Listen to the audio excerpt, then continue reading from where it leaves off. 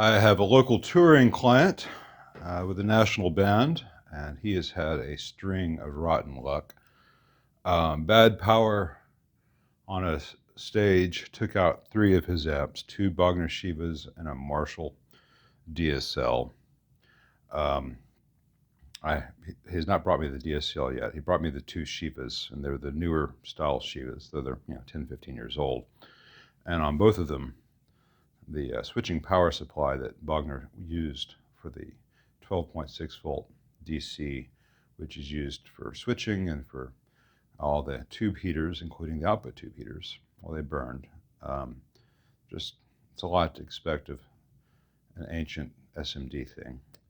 And on the those two Shivas, I've got new uh, parts in, new CUI switch mode supplies, just like the old ones. The old ones were 65 watts. The new part is a 70 watt. And on both amps with the 70 watt in, there is a whine, which is in the clean channel. It's on V4B, and I'm tracking that down. It might be the tantalum cathode bypass caps on those. I'm waiting to hear back from Bogner, Germany, since there is no schematic. So while those amps will come back to life, they need a little more research. So this is his old Shiva. This was the old combo that we've put in one of the other heads so he can go on the road. And he brought this in the other day to show me that while the amp sounds great, it's distorting his delay pedal running the loop. And it's a TC Electronics Ultra Ego. I have the Flashback X4, which is the same pedal with different graphics and a different EEPROM, but the same converters and the same levels. So I can test this. And we went to power this on, and the old power switch died. At least it died here and not on the gig.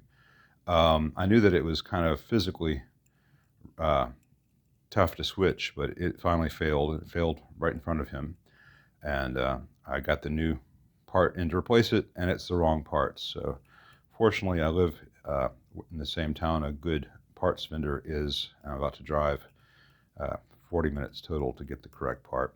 So this switch will get changed out. The other issue is when the amp does power on, the effects loop on these early Shivas is notoriously bad. And I traced out what they're doing, and it's bizarre to me. They've got a coupling cap off the cathode of the preceding tube stage driving this. So it's a low impedance source cathode follower. So far, so good. With no attenuation on the output, which means depending on the preamp settings, you can clip the hell out of a delay, even one that has it nominally works at +4, because the level of this can exceed +4. And then on the return, it then goes to an attenuation. It has a voltage divider. It's got a 4.7K, and then where it gets weird is they have a 15K in parallel with the 1 meg master volume. And I need to see how that's going to work because this amp has got 3 master volumes. It's very complicated. But I assume that no matter which of the master volumes is engaged, it always has that 15K across it. I need to confirm that. So it's got attenuation on the return, no attenuation on the send.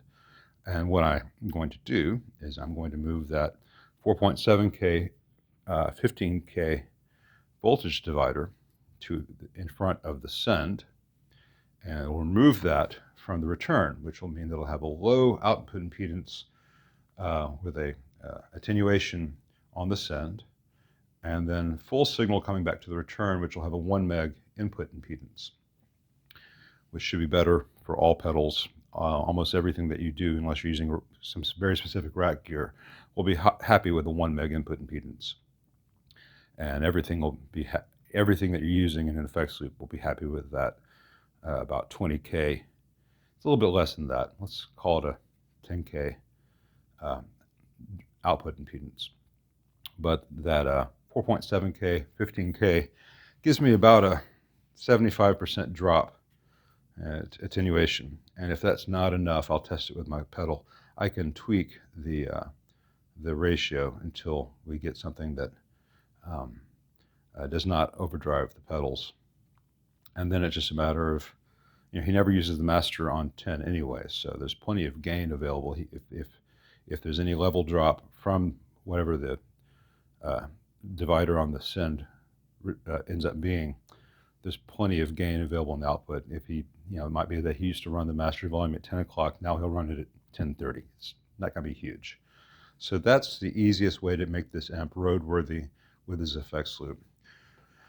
But first, I've got to go replace this 3-position Carling switch, which is just a straight single pole 3-position switch, with the one that I thought I had ordered, which is the one that has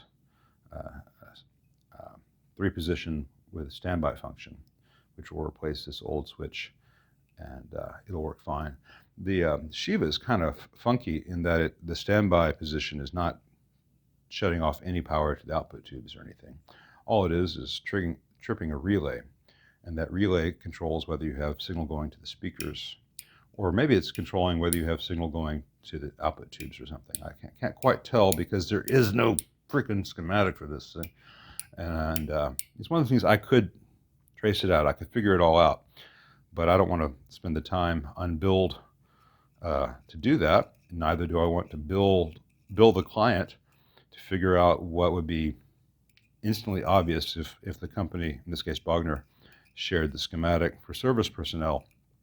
It is a 20, 30-year-old design.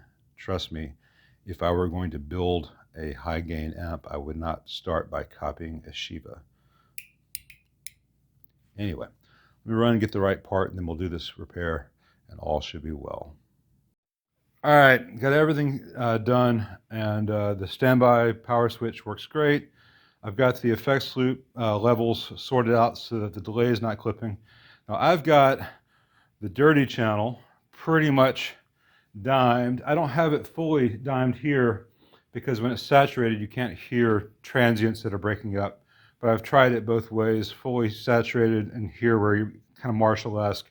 The level on the output of that channel is full up, and the effects loop is before the master volume. So I've got the master volume turned down a little bit so that the mic doesn't clip. It's not going to affect the behavior of the loop and the delay. So here's the amp without the effects loop being used. You can see the jacks are not all the way engaged.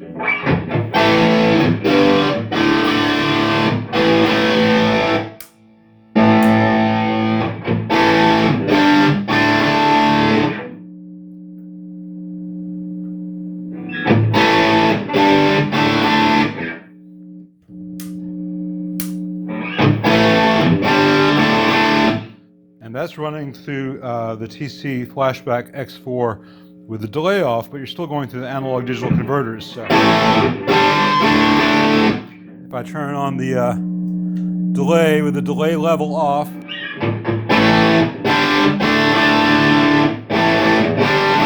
we no longer have the sound of crunching AD converters. And if I turn the delay up,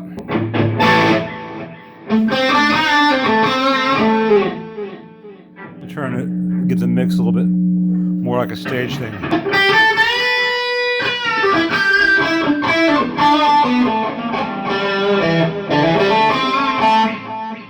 I don't know how he uses it. Maybe he goes faster.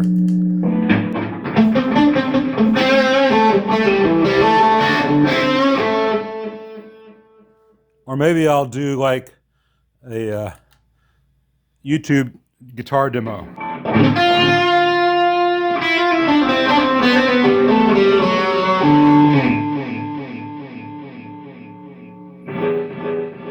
Hear the tone, tone, tone, tone, tone, tone, tone, tone. Anyway, this Bogner is no longer going to be problematic for him on stage.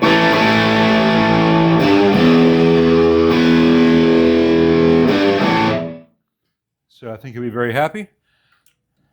The only thing he runs in the effects loop is the delay, and now he can do that. So life is good.